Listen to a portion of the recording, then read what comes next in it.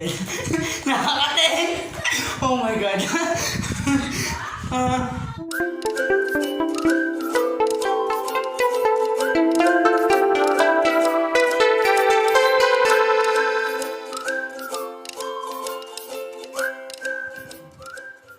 Ah, my name is Dan Lloyd. Pwede niyo akong tawagin as Lloyd Awang. Nag-post ako sa, ang unang content natin ay Q&A. Nag-post ako sa Facebook ng mga tanong na sasagutin ko. Ngayon, let's get started! Okay. First question is from Lazaro Mitch. And tinanong kanya, not sure if everyone knows what PW means, people with disabilities.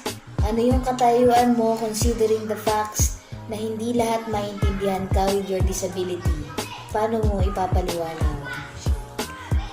Like you're in Kapansanan. Oh my God! Shout out kay Ate Miss Lazaro. Thank you sa maganda mong kakakatin. Oh my God! Sa inyo na hindi alam kung ano katayo ang kusago sa katawan.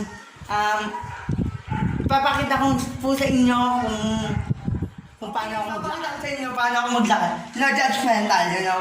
Para awal kayo kung paano ako. Kung makita naman ako sa labas, ganito ako maglakad.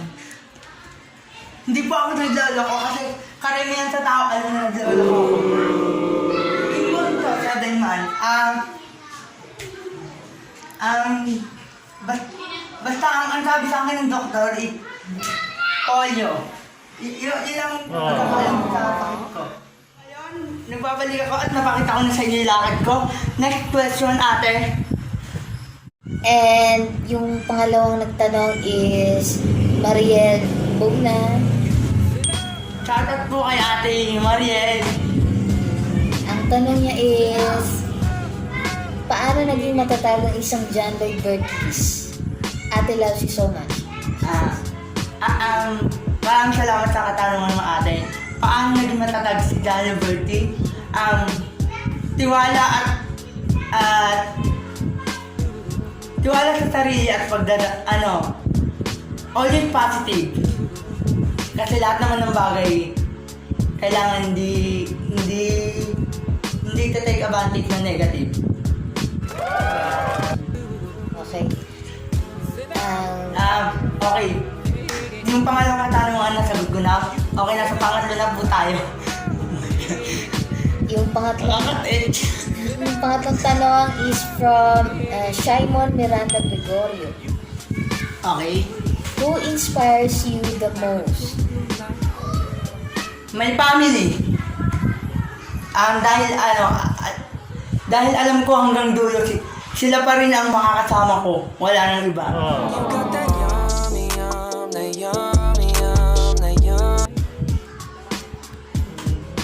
Okay. Pang-apat na question please ate. Yung tanong is from Romar Salonga. Anong pangarap mo sa buhay mo? Shout out kay Romar. Ang pangarap ko sa buhay ko is makapagtapos ng pag-aaral at mabigay ang gusto ng aking ng magulang. Maging isang teacher in short. At bakit? Dahil alam kong sa kalagayan ko na to, dahil lang ako maging successful. Okay, next question, ate. Next question is from Sofia Aceron. I don't know how you call it. Is Ron Gonzalez. Kung may isang pangyayari sa buhay mo na ayaw mong mangyari, ano yun? Oh my God. Nakakatas yung tanong mo, Sophia. Shout out sa'yo. Ang ayaw kong mangyari, hindi ako makapagtapos sa pag-aaral. Kasi, alam ko sa sarili ko na sa kalagayan ko na to, kailangan ko magtapos ng pag-aaral dahil kasi wala akong, hindi sa walang mararating. Alam ko lahat ng buhay mahirap, pero yun lang talagang para makapagtapos ako ng pag-aaral. susi. Next question, ate. Okay, from Princess Louise. Shout out kay Princess Louie. Ang ganda-ganda mo po. She asked you kung kukuha ka ng course mo, like college, ano yon at bakit ayon ang kukunin mo? Ikaw, mamaya ka sa akin nakaka-tense yung tanong mo. Okay. Oh my God, cool. My dream is teacher. Dahil ano yun at bakit? Kasi gusto kong makatulong sa ibang tao. Sa katulad ko, halimbawa, gusto ko sila maturuan. Kaya yun ang ginawa ko para maging isa akong inspirasyon ng mga kabataan na nangangarap. Next question, ate. Okay. Natatense na ako talaga. Hindi ko alam gagawin ko. The next question is from Maxine Sebastian. Kailan or anong state ng buhay mo masasabi na successful ka na? And she said, PS, maganda ba ako? Friend, mamaya akong sasagutin yung tanong mo na. Wait lang. Okay.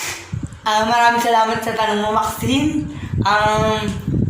Ang state na... Yeah, state ng buhay mo na masasabi mo na successful ka na. Siguro kapag nakapagtas na ako ng pag-aaral at natupad ko na yung mga pangarap ko sa buhay, doon ko makikita successful na ako. You got that yummy, that yummy, that yummy, Ano ba? Nakakatense talaga. Tingnan nyo. Okay.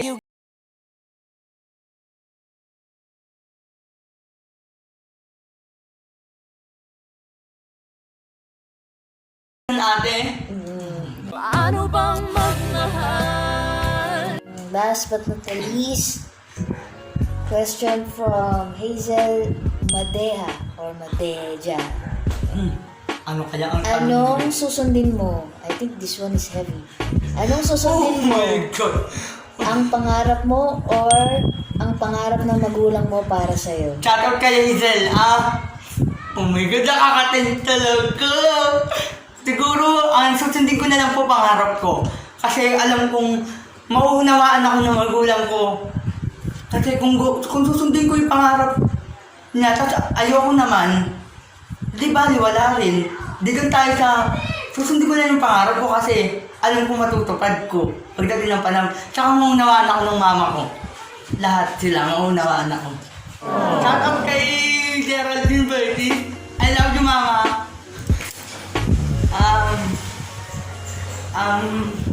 Okay, please like and subscribe my channel. Thank you for watching.